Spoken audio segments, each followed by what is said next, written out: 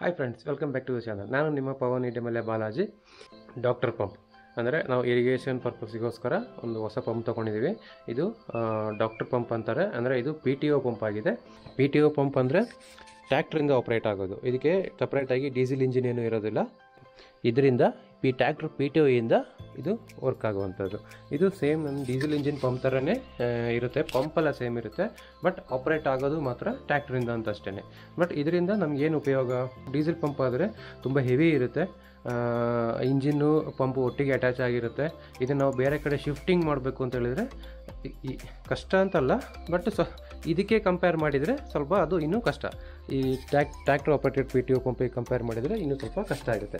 ಈಗ ಇಲ್ಲಿ ನೋಡಿ, ಇದರಲ್ಲಿ ಈಗ ಇದು ಪಂಪು, ಟ್ಯಾಕ್ಟ್ರದು ಇದು ಪಂಪು, ಇದು ಗೇರ್ ಬಾಕ್ಸು. ಈ ಗೇರ್ ಬಾಕ್ಸ್ ಏನಕ್ಕಿದೆ ಅಂತ ನಾನು ಎಕ್ಸ್ಪ್ಲೇನ್ ಮಾಡ್ತೀನಿ. ಇಲ್ಲಿ ನೋಡಿ, ಈ ಪಂಪ್ ಇದು ನಾರ್ಮಲ್ ಈ ಬೇರೆ ಸ್ಟೇಜ್ ಪಂಪ್ ಏನಿದೆ ಅದೇ ಸೇಮ್ ಪಂಪ್ ಇದು. ಇದು 5 ಸ್ಟೇಜ್ ಪಂಪ್ ಇದು. ಅಂದರೆ ಇದರಲ್ಲಿ ಇದು ನಾರ್ಮಲ್ ಸೆಂಟ್ರಿಫ್ಯೂಗಲ್ ಪಂಪೇ, ಬಟ್ 5 ಸ್ಟೇಜಸ್ ಇರುತ್ತೆ. ಅಂದರೆ 5 ಇಂಪೆಲ್ಲರ್ ಇರುತ್ತೆ. ಒಂದ್ಸಲಿ ಪಂಪ್ ಆದಮೇಲೆ ನೆಕ್ಸ್ಟು ಈ ಇಂಪೆಲ್ಲರ್ ಥ್ರೂನೇ ಪಂಪಾಗಿ ಇದು ಬಂದು ಇಲ್ಲಿಂದ ಡೆಲಿವರಿ ಆಗುತ್ತೆ. ಇಲ್ಲಿಂದ ಬಂದು ಈ ಸೆಂಟ್ರಿಫ್ಯೂಗಲ್ ಪಂಪ್ ಇರುತ್ತೆ, ಅದೇ ಥರ ನೆಕ್ಸ್ಟ್ ಇಂಪ್ಲರು ಆ ಥರ 5 ಇಂಪ್ಲರ್ಸ್ ಇರುತ್ತೆ. ಟೋಟಲ್ಲು ಡೆಲಿವರಿ ಆಗುತ್ತೆ. ಇದು ಏನಕ್ಕೆ ಇಂಪ್ಲರ್ಸ್ ಇರುತ್ತೆ ಅಂತ ಹೇಳಿದ್ರೆ ಇದರ ಪ್ರೆಷರು ಇನ್ನಷ್ಟು ಜಾಸ್ತಿ ಮಾಡಿಕೊಡುತ್ತೆ. ಈಗ ನಾರ್ಮಲ್ ಸೆಂಟ್ರಿಫ್ಯೂಗಲ್ ಪಂಪ್ ಅಂತ ಹೇಳಿದ್ರೆ ಒಂದೇ ಇಂಪೆಲ್ಲರ್ ಇರುತ್ತೆ, ಸಿಂಗಲ್ ಸ್ಟೇಜಲ್ಲಿ ಪಂಪ್ ಮಾಡಿಬಿಟ್ಟು ಡೆಲಿವರಿ ಕೊಡುತ್ತೆ. ಬಟ್ ಇದು ಸ್ಟೇಜಸ್ ಇರುತ್ತೆ, ಒಂದರಿಂದ ಇನ್ನೊಂದಕ್ಕೆ ಬಂದು ಇಲ್ಲಿಂದ ಇದೇ ಥರ ಇಂಪೆಲ್ಲರಿಂದ ಮತ್ತೆ ಇದು ಪಂಪ್ ಆಗಿ ಇಲ್ಲಿಗೆ ಡೆಲಿವರಿ ಪಾಯಿಂಟಲ್ಲಿ ಡೆಲಿವರಿ ಸಿಗುತ್ತೆ. ಇದರಿಂದ ಪ್ರೆಷರ್ ಜಾಸ್ತಿ ಕ್ರಿಯೇಟ್ ಆಗುತ್ತೆ. ಈ ಇಂಪ್ಲರ್ಸ್ ಜಾಸ್ತಿ ಇದ್ದಷ್ಟು ಪ್ರೆಷರ್ ಜಾಸ್ತಿ ಕ್ರಿಯೇಟ್ ಆಗುತ್ತೆ.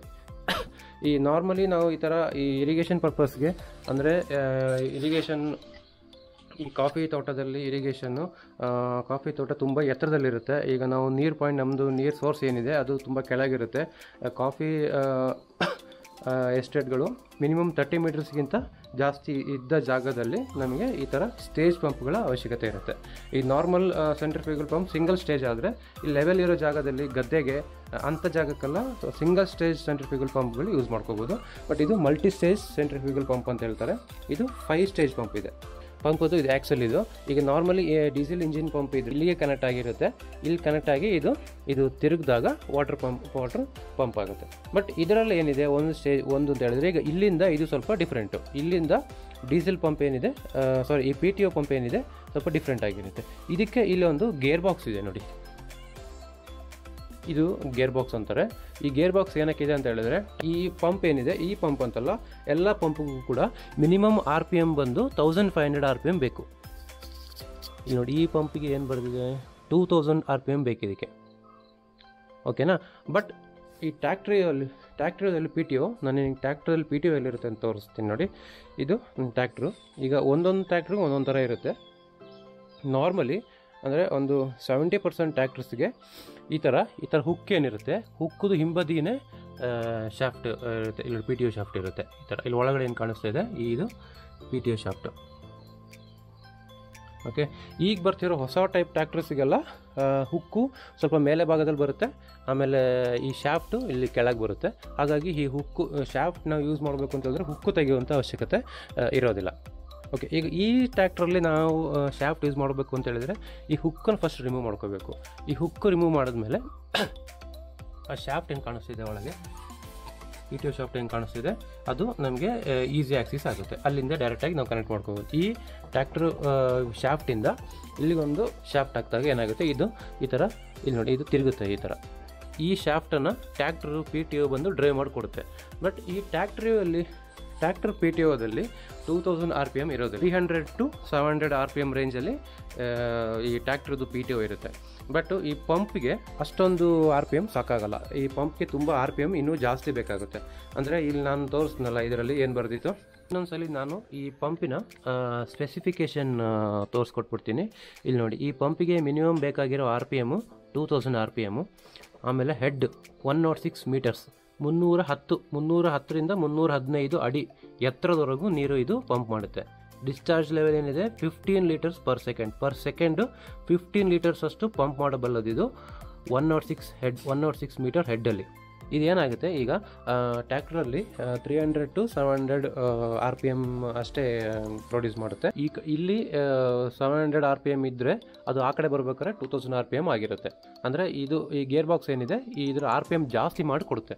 ಇದರಿಂದ ಏನಾಗುತ್ತೆ, ಈ ಇಂಜಿನ್ದು ಡೀಸೆಲ್ ಕನ್ಸಂಪ್ಷನ್ನು ಕಮ್ಮಿ ಆಗುತ್ತೆ, ಡೀಸೆಲ್ ಕನ್ಸಂಪ್ಷನ್ ಉಳಿತದೆ. ಈಗ normally diesel engine operated pump ಆಗಿದ್ರೆ ಈಗ ಇಲ್ಲಿಗೆ ಈ ಪಂಪ್ದು ಶಾಫ್ಟ್ ಏನಿದೆ ಇಲ್ಲಿ ಹೊರಗಡೆ ಅದು 2000 RPM ಅಷ್ಟು ಆಗಬೇಕತ್ತೆ. ಬಟ್ ಇದರಲ್ಲಿ ಏನಿದೆ, ಇದರಲ್ಲಿ ಗೇರ್ ಬಾಕ್ಸ್ ಇದೆ, ಈ ಗೇರ್ ಬಾಕ್ಸೇ RPM ಜಾಸ್ತಿ ಮಾಡಿ ಕೊಡುತ್ತೆ. ಈಗಿನ ಹೊಸ ಟ್ಯಾಕ್ಟ್ರ್ಗಳಲ್ಲಿ 2 ಥರ RPM ಇರುವಂಥ PTOನೇ ಬರುತ್ತೆ. ಅಂದರೆ ಸ್ಲೋ ಸ್ಪೀಡ್ RPM, ಆಮೇಲೆ ಹೈ ಸ್ಪೀಡ್ RPM. ಮುಂಚೆಯಿಂದ ಬಂದ ಟ್ಯಾಕ್ಟ್ರ್ಗಳಲ್ಲಿ ಒಂದೇ ಸ್ಪೀಡ್ ಇರ್ತಿತ್ತು. ಅಂದರೆ ಈ ಸ್ಪೀಡ್ ಜಾಸ್ತಿ ಮಾಡೋಕ್ಕೋಸ್ಕರನೇ ಈ ಗೇರ್ ಬಾಕ್ಸ್ ಇದೆ. ಈ ಶಾಫ್ಟ್ 300 RPM ಅಲ್ಲಿ ತಿರುಗಿದ್ರೆ ಅಲ್ಲಿ ಬರಬೇಕಾದ್ರೆ ಅದು × 3 ಇಲ್ಲ × 4 ಆಗಿಬಿಟ್ಟು ಈ ಪಂಪಿಗೆ ಎಷ್ಟು RPM ಬೇಕಾಗುತ್ತೆ ಅಷ್ಟು RPM ಮಾಡಿಕೊಡುತ್ತೆ. ಈ ಪಂಪ್ ನೋಡ್ತಾ ಇದ್ದೀರಲ್ಲ ಎಷ್ಟೊಂದು ಕಾಂಪ್ಯಾಕ್ಟ್ ಆಗಿದೆ ಅಂತ ನೋಡಿ. ಇದಕ್ಕೆ ಏನಂತಾರೆ ಅಂದರೆ PTO, tractor operated PTO pump ಅಂತಾರೆ. ಈಗ ಇದರದ್ದು ಯೂಸಸ್ ಏನಂತ ಹೇಳಿದ್ರೆ ಇಲ್ಲಿ ನೋಡಿ, ಇದು ಇಷ್ಟೊಂದು ಕಾಂಪ್ಯಾಕ್ಟ್ ಆಗಿದೆ. ಈಗ ಇದೇ ಜಾಗದಲ್ಲಿ ಡೀಸೆಲ್ ಇಂಜಿನ್ ಇದ್ದಿದ್ರೆ ಈ 40 HP ಡ್ರೈವ್ ಮಾಡುವಂಥ ಇಂಜಿನ್ನು ತುಂಬ ಹೆವಿ ಇರುತ್ತೆ. ಇದು ಏನಿದೆ ಅಂತ ಹೇಳಿದರೆ ಇದು ಕಾಂಪ್ಯಾಕ್ಟ್ ಆಗಿದೆ. ಇದಕ್ಕೆ ಡೀಸೆಲ್ ಇಂಜಿನ್ ಇಲ್ಲ. ಡೀಸೆಲ್ ಇಂಜಿನ್ ಇದು ಡೈರೆಕ್ಟಾಗಿ ನಾವು ಟ್ಯಾಕ್ಟ್ರಿಗೆ ಫಿಟ್ ಮಾಡಿಬಿಟ್ಟು ಟ್ಯಾಕ್ಟ್ರಿಂದ ಆಪ್ರೇಟ್ ಆಗುತ್ತೆ. ಹಾಗಾಗಿ ಇದು ಕಾಂಪ್ಯಾಕ್ಟ್ ಇದೆ. ನಮಗೆ ಇರಿಗೇಷನ್ ಟೈಮ್ ಅಂತ ಇರೋದು ಏನು, ಮ್ಯಾಕ್ಸಿಮಮ್ ಒಂದು 2 months ಟೈಮಲ್ಲಿ ಅಷ್ಟೇ. ಈ ವರ್ಷದಲ್ಲಿ 2 months ಅಷ್ಟೇ ನಾವು ಇದನ್ನು ಯೂಸ್ ಮಾಡ್ತೀವಿ. ಹಾಗಾಗಿ ಈಗ ಡೀಸೆಲ್ ಇಂಜಿನ್ ಸ್ಪೇಸು ತುಂಬ ಬೇಕು. ಈಗ ಇಷ್ಟು ಸ್ಪೇಸು ನಾವು ಇಂಜಿನ್ಗೆ ಕೊಟ್ಬಿಡಬೇಕು. ನಾವು ಈಗ ಬೇರೆ ಅದು ರೆಸ್ಟಿಂಗ್ ಟೈಮಲ್ಲಿ ನಾವು ಅದಕ್ಕೋಸ್ಕರ ಒಂದು ಸ್ಪೇಸ್ ಕೊಡಬೇಕಾಗುತ್ತೆ. ಇದರಲ್ಲಿ ಏನಿದೆ, ಈ ಕಾಂಪ್ಯಾಕ್ಟ್ ಆಗಿದ್ದರಿಂದ ನಾವು ಇದನ್ನೊಂದು ಪಕ್ಕದಲ್ಲಿ ಇಟ್ಕೊಂಡ್ರೆ 4 ಅಡಿ ಉದ್ದ, ಒಂದು 3 ಅಡಿ ಅಗಲ ಸ್ಪೇಸ್ ಇದ್ದರೆ ಸಾಕು. ಇದು ಪಂಪ್ನ ಅಲ್ಲಿ ಇಟ್ಬಿಡ್ಬೋದು ನಾವು. ಈಗ ಇದನ್ನು ನಾವು ಟ್ಯಾಕ್ಟ್ರಲ್ಲಿ ಹೇಗೆ ಕನೆಕ್ಟ್ ಮಾಡೋದು, ಈ ಟ್ಯಾಕ್ಟ್ರು ಈ ಆರ್ಮ್ಸ್ ಏನಿದೆ ಟ್ಯಾಕ್ಟ್ರದ್ದು, ಇಲ್ಲಿ ನೋಡಿ ಇದನ್ನ ನಾವು ಆರ್ಮ್ಸ್ ಅಂತೀವಿ. ಈ ಟ್ಯಾಕ್ಟ್ರದ್ದು ಇದು ಆರ್ಮ್ಸ್ ಅಂತೀವಿ. ಈ 2 ಆರ್ಮ್ಸು, ಆಮೇಲೆ ಇಲ್ಲಿಂದ ಒಂದು ಟಾಪ್ ಲಿಂಕ್ ರಾಡ್ ಬರುತ್ತೆ. ಈ ಟ್ಯಾಕ್ಟ್ರು ಹಿಂಗೆ ಬ್ಯಾಕ್ ಬಂದ ಏನು ಮಾಡುತ್ತೆ, ಇಲ್ಲಿಗೆ ಈ ಆರ್ಮ್ಸ್ನ ಇಟ್ಬಿಟ್ಟು ಇದು ಇಲ್ಲಿಗೂ ಆಮೇಲೆ ಇಲ್ಲಿಗೂ 2 ಆರ್ಮ್ಸ್ ಕನೆಕ್ಟ್ ಮಾಡ್ಕೋಬೇಕು. ಇದಕ್ಕೆ ಟಾಪ್ ಲಿಂಕು.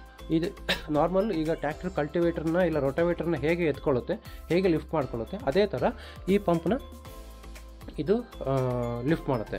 ಟ್ಯಾಕ್ಟ್ರಿಗೆ ಈ ವೆಯ್ಟ್ ಎತ್ತೋದೇನು ಕಷ್ಟ ಅಲ್ಲ. ಟ್ಯಾಕ್ಟ್ರದ್ದು ಆಲ್ಮೋಸ್ಟ್ ಒಂದು 35 HP ಟ್ಯಾಕ್ಟ್ರ್ ಇದ್ರೂ ಕೂಡ ಮಿನಿಮಮ್ ಒಂದು 1500 kg ಎತ್ತುವಂಥ ಸಾಮರ್ಥ್ಯ ಇರುತ್ತೆ. ಇದು 50 HP ಟ್ಯಾಕ್ಟ್ರ್ ಇದೆ. 1700 - 2000 kg ವರೆಗೂ ಈ ಟ್ಯಾಕ್ಟ್ರ್ ವೆಯ್ಟನ್ನು ಹಿಂದೆ ಈ ಬರೀ ಆರ್ಮ್ಸು ಲಿಫ್ಟ್ ಮಾಡುತ್ತೆ. ಹಾಗಾಗಿ ನಾವು ಏನು ಮಾಡ್ತೀವಿ, ಈಗ ಬೇರೆ ಟೈಮಲ್ಲಿ ರೆಸ್ಟಿಂಗ್ ಪೀರಿಯಡಲ್ಲಿ ನೋಡಿ ಇದು ಇಷ್ಟೇ ಇರುತ್ತೆ.